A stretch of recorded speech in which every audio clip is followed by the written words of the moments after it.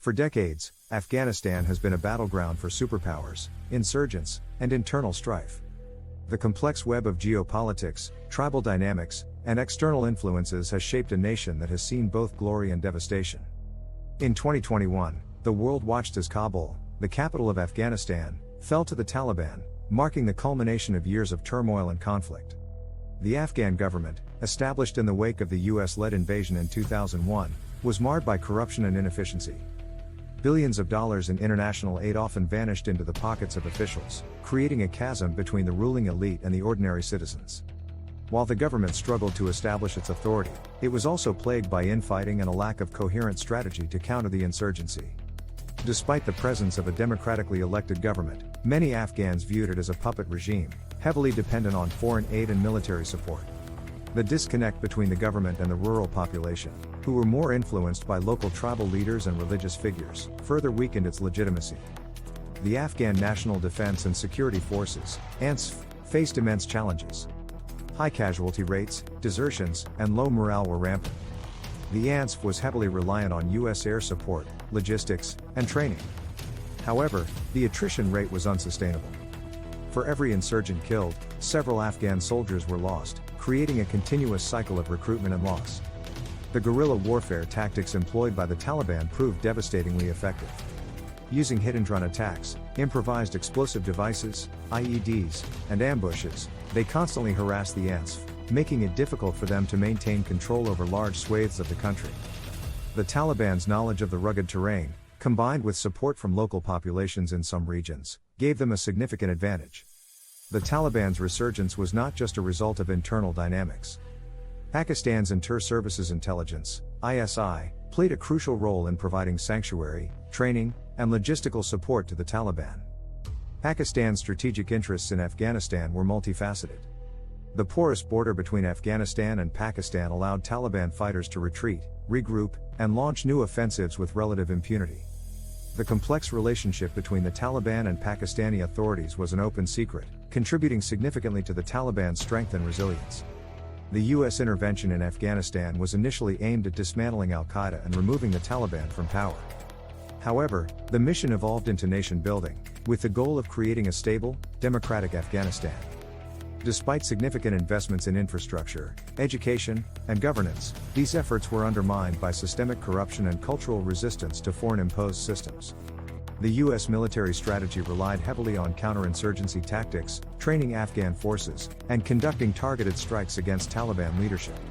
While these efforts achieved temporary successes, they failed to create a self-sustaining Afghan military and government. In April 2021, President Joe Biden announced the complete withdrawal of US troops by September 11, 2021. The decision marked the end of America's longest war but set the stage for the rapid unraveling of Afghan security forces. The Taliban, sensing an opportunity, launched a series of offensives across the country. Without US air support and intelligence, the ANSF struggled to hold their ground. Province after province fell to the Taliban with little resistance.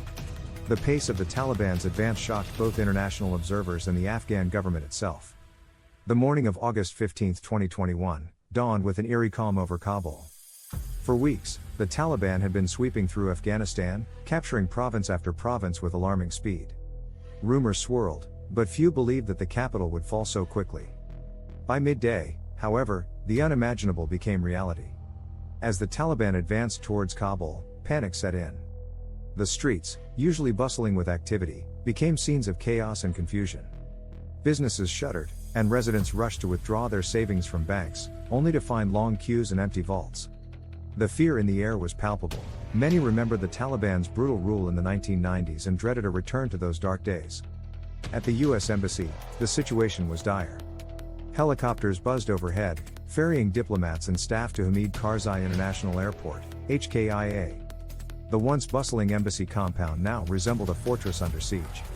Marines stood guard as anxious staff members boarded helicopters, their faces etched with uncertainty. By late afternoon, Taliban fighters began entering Kabul from all directions. The city, now under their control, witnessed a surreal blend of triumph and terror. Gunfire echoed sporadically as the Taliban moved to secure key locations. Their leaders, dressed in traditional attire, gave speeches promising peace and order, but many Afghans were unconvinced. The memories of public executions, severe restrictions on women, and brutal enforcement of their version of Sharia law were still fresh in their minds. For Afghan women, the day's events were particularly devastating. Over the past 2 decades, they had made significant strides in education, employment, and social freedoms. As news spread of the Taliban's return, many women locked themselves indoors, fearing retribution. Schools for girls closed their doors, and women working in offices and shops hurried home, uncertain if they would ever return to their jobs. A young journalist sat in her apartment, her future slipping away. "I feel like everything we worked for is gone," she whispered, tears streaming down her face. Her mother, a teacher, hugged her tightly, both women grappling with a profound sense of loss. As night fell, Kabul's population surged towards Kia, desperate for a way out. Families clutched their belongings, children cried, and old men limped along, determined to reach safety. The airport became a scene of utter chaos. NATO troops struggled to maintain order as thousands of Afghans clamored to get on any flight leaving the country. The roar of C-17 transport planes filled the air, punctuated by the desperate pleas of those left behind. Over the next few days, Operation Allies Refuge saw more than 70,000 Afghans airlifted to safety. The images of packed cargo planes, with men, women, and children crammed together, became symbols of both hope and despair. Many of those evacuated were interpreters, activists, and others who had worked closely with US and NATO forces, their lives now at risk under Taliban rule. In the chaos, families were separated, and the airport became a microcosm of the broader crisis. Despite the best efforts of NATO forces, some were left behind, their fates uncertain. The fall of Kabul on August 15, 2021, was a day of profound tragedy and upheaval. It marked the end of a chapter in Afghanistan's tumultuous history and the beginning of an uncertain future. For the Afghan people, especially women, it was a day when hard-won freedoms were lost, and dreams were shattered. The international community watched in shock and disbelief, realizing that the legacy of 2 decades of intervention had crumbled in a matter of hours. As Kabul settled into an uneasy quiet under Taliban rule, the world grappled with the implications of the day's events. Please like, share, and subscribe.